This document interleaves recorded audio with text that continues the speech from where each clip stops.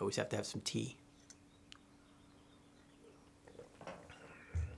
So anyway, I want to begin with a comment that was put on the site that the commenter, he took the comment down because, well, they thought it was too long and it was too much. It was too much rambling, but I really liked it. And I emailed them, or I guess I spoke to them. I forget exactly the details, but I said I was going to save it and they were fine with that.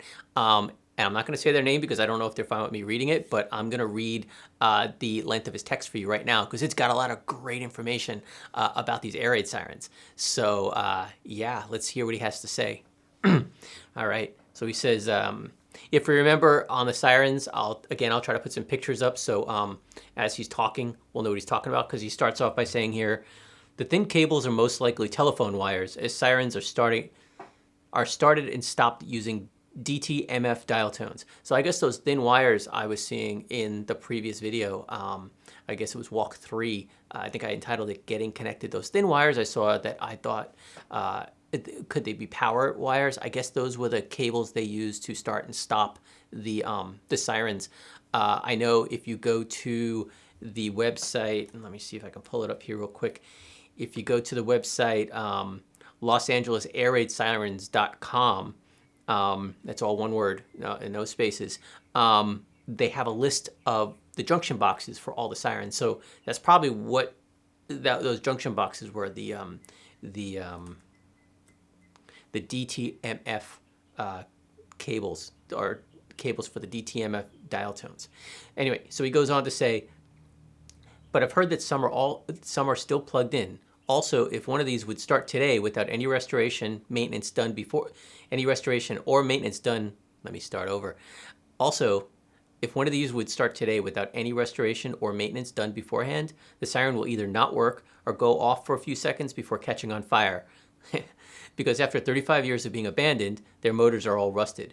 And there's plenty of photographs online of people refurbishing these Sirens, and they usually get them in these very rusted states, and they have to clean them up and stuff like that. So I can believe that. And a lot of the photographs I have, you can actually see the rust that is on it. And I think the rust gives them a little bit of character, but yeah, they probably would affect them working, as he said here. So anyway, he continues. Let's find my place here.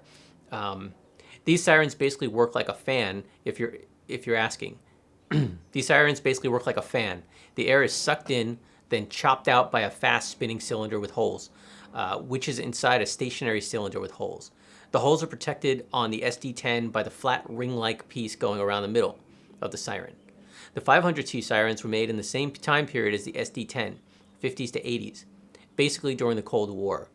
If you want to hear an SD10 going off, there are videos of SD10 Sirens for use for tornado warnings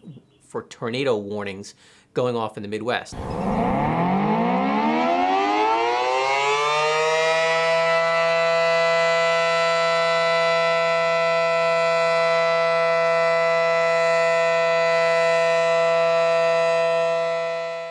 The 500T Siren slowly rotates 360 degrees in one direction when it's going off. Sirens installed in LA during World War II were gas-powered Chrysler Sirens. One or two are remaining, at least one, and some are preserved, although the Cold War version of it is much more widespread than the World War II version. A few gas-powered B&M mobile Directo Sirens, all taken down, I believe. It has a very recognizable design. Some people describe it as a toilet pot with the seat facing the ground. When B&M was taken over by ACA, nowadays named American Signal Corp, they reused the design for their I think it says, alerter siren, ALLERTOR, alerter siren. Mostly federal signal fire truck sirens installed on traffic lights. All are gone now. You can find a recording made in LA in the early 80s of a distant SD10 sounding in a continuous alert mode. I don't know if I found that one. The sound is distant and faint, and most sirens were already broken by then due to lack of maintenance. Excuse me.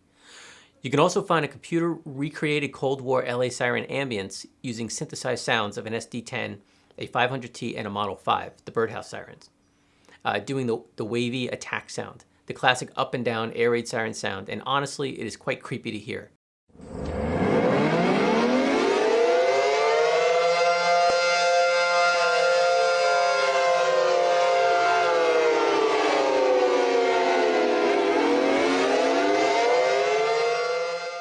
LA also had other siren models made in the Cold War. The Federal Signal 2T22, and which has supposedly one unit still standing. I'll have to try to find that one. And that's probably the most pleasing sounding siren, as its two tones are harmonic. It looks like a thin rocket with cones coming out in two rows of its side. Oh, I think I know which one he's talking about. Let me see if I can find a picture here. And the Federal Signal Thunderbolt, no idea whether it's a signal-toned 1000 or dual-toned 1000T, mostly electric-powered, but they also had the extremely rare gas-powered Thunderbolt 2000. I think one or two. The Thunderbolt looks like a big yellow squared-shaped horn. It's also a rotating siren. Fun fact, instead of sucking in air like other sirens, the Thunderbolt needs a pipe connecting to a blower, blowing compressed air in the siren. It makes the Thunderbolt especially loud. But if the siren sounds without the blower, the Thunderbolt becomes very quiet. I just think that's a great. I just think that's a great. There's a lot of great information in there, and I didn't know really much about the air raid sirens or tornado warning sirens or any of these sirens really when I first started these scavenger hunts. It was just something I had seen around, and I thought I should go out and look for them. And this is a lot of great information. So be on the lookout for the part 2 of the Thomas Jones story. And again, thanks for watching. I hope everybody's staying safe and healthy out there. And until next time, just continue to stay safe and be healthy.